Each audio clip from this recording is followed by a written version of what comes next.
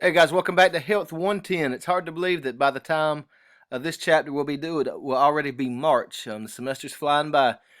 So with chapter 6, we've got physical activity for fitness and health. This is the area that's kind of near and dear to my heart. I was an exercise and sports science major for undergrad, and I just enjoy working out. Now, I probably don't do it with the intensity or frequency that I should.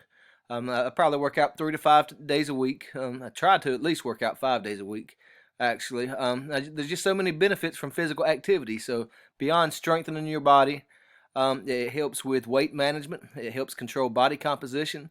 And for me, it's really more about, I won't say stress management. I don't consider myself to be stressed, but I just get energized after a workout. And so I always try to work out before reporting to work in the morning. I just have a new level of energy when I get there rather than kind of dragging in fresh out of the bed.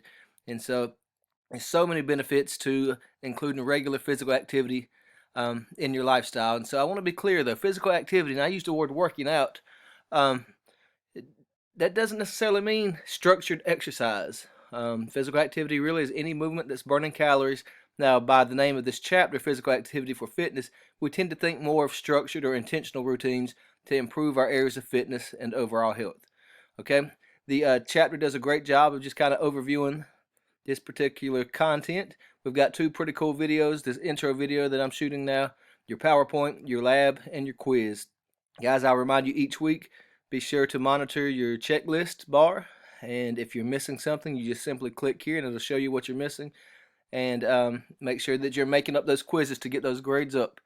Again, overall as a class, we're doing great, so keep on keeping on, and let's continue to learn how to achieve wellness so we can live the best quality of life possible.